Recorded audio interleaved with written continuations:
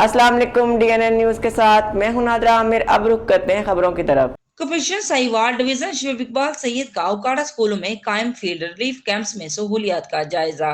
Camps में महकमा health के अफसरान अमला लोगों को तिब्बी इमदाद फराहम करने के लिए भरपूर तैयारी के साथ मौजूद रहे।